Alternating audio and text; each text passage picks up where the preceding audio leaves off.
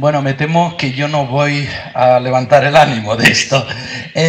Mi tema es un tema duro. Es un tema duro que normalmente lleva a que los que hacemos este tipo de ponencias, pues presentemos imágenes de niños en situaciones lamentables, en situaciones penosas, muy dramáticas, y yo no quiero hacer eso. Yo no quiero hacer eso porque básicamente yo no quiero despertar vuestra lástima. Básicamente lo que quiero hacer yo es despertar, incitar vuestro sentido de la justicia y un cierto interés egoísta porque las cosas cambien. Es decir, un interés fundamentado en una cierta racionalidad económica. Y no os voy a presentar ninguna imagen, os voy a presentar un gráfico. Esa es la idea, al menos.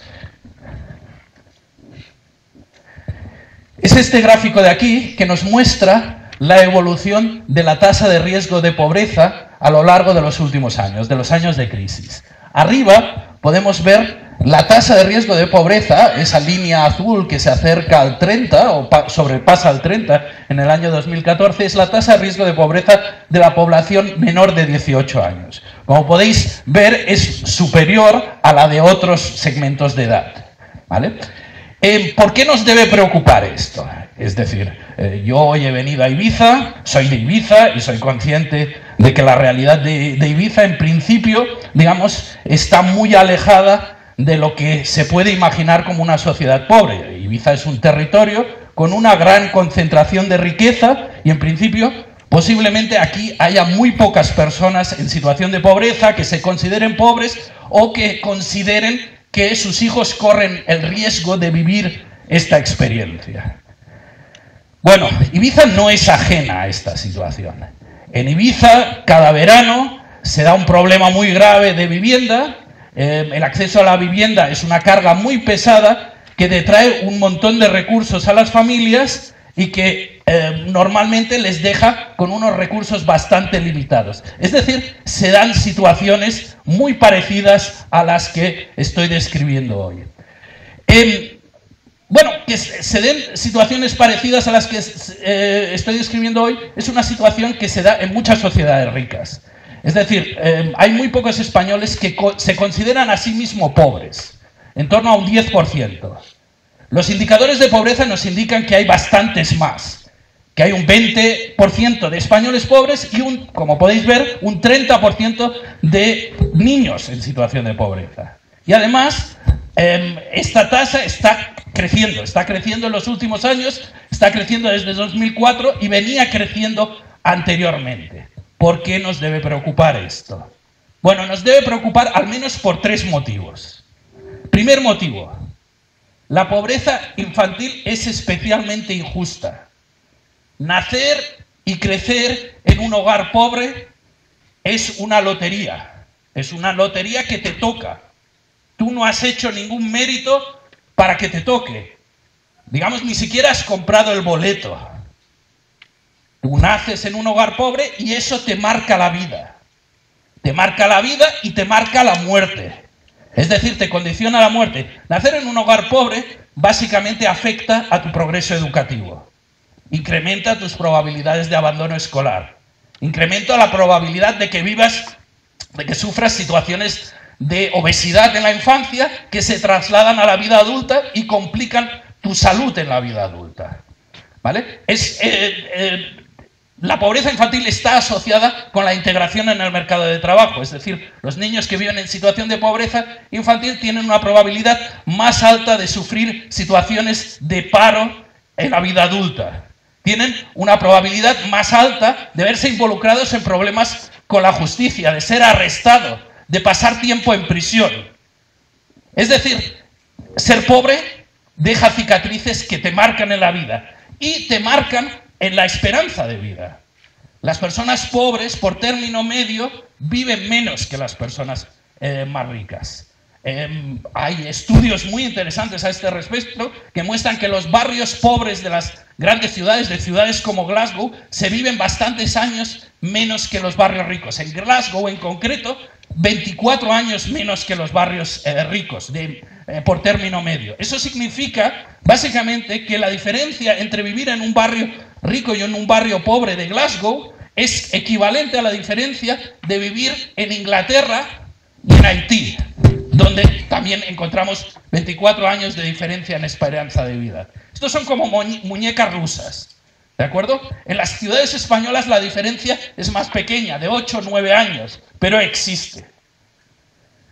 El segundo gran motivo para preocuparse por la pobreza infantil es un tema de convivencia. Es decir, la pobreza en general amenaza la convivencia de las sociedades occidentales, tensiona las sociedades, genera violencia, genera desconfianza, genera inseguridad.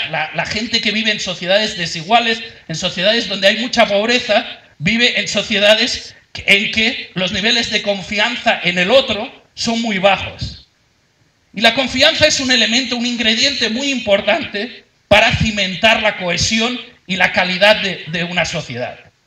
De la confianza depende, por ejemplo, la calidad de una democracia, que no haya corrupción, que la gente se sienta eficaz a la hora de plantear, digamos, una alternativa a un gobierno, ¿vale?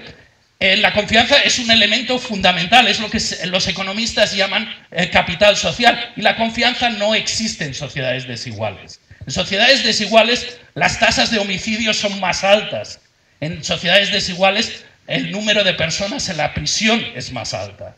Y todos estos problemas se gestan en la infancia. En algunas ciudades europeas durante los últimos años hemos visto cómo determinados problemas de adversidad, de privación económica en la infancia han terminado generando disturbios sociales.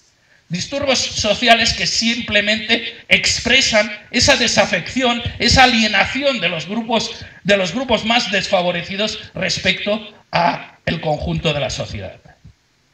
Tercera gran razón, es una razón económica.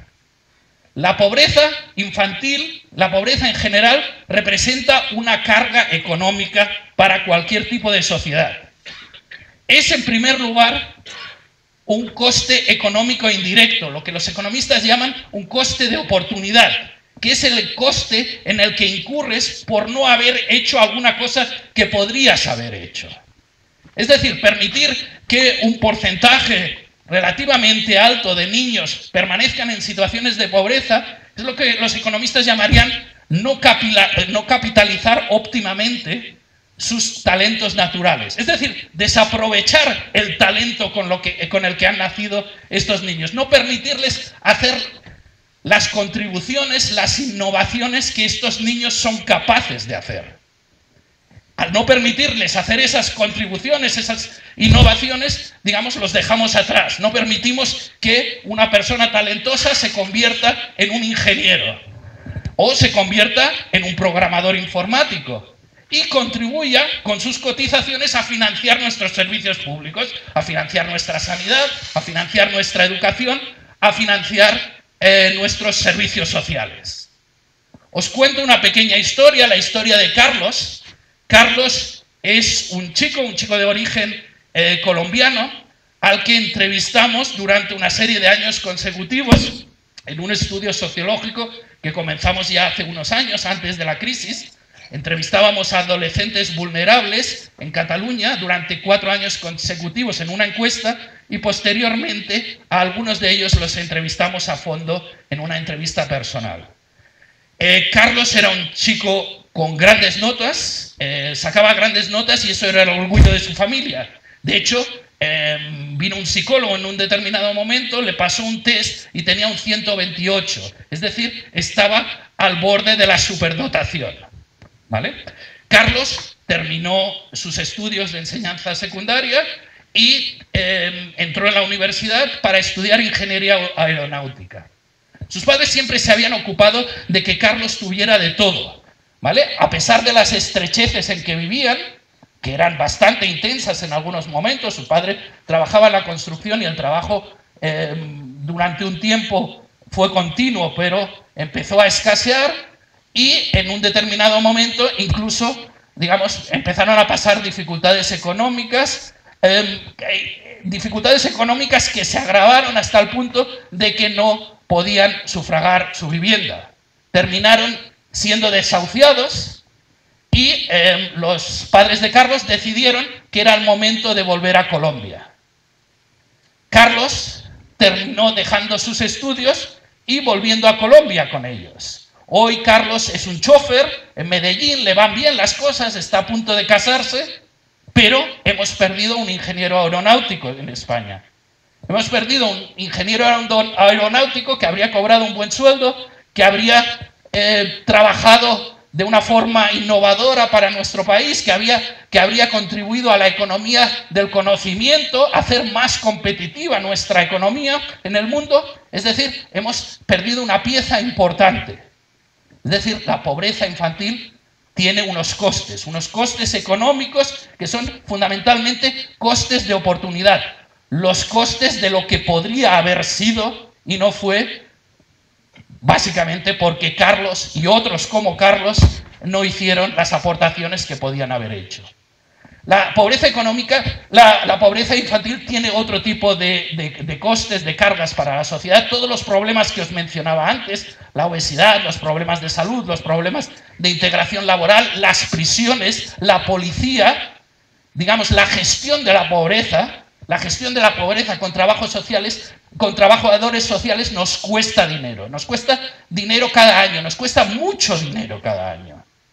En España esto no se ha podido estimar todavía, pero en Estados Unidos sí que se ha estimado el coste de la pobreza infantil. Equivale al 4% del Producto Interior Bruto, el 4% de la riqueza nacional. El 4% de la riqueza nacional en España son 40.000 millones de euros. 40.000 millones de euros es una cifra exorbitada. Es una cifra que equivale a todos los recortes que se han producido en la crisis. Con 40.000 millones de euros, básicamente con la mitad, estos son cálculos que hemos hecho diferentes investigadores, podríamos erradicar por completo la pobreza infantil. Y nos quedaban 20.000. Nos quedaban 20.000 millones de euros para combatir otro tipo de injusticias sociales. Y con ello, mejorar nuestra sociedad desde el punto de vista de la equidad y de la eficiencia económica. Muchas gracias.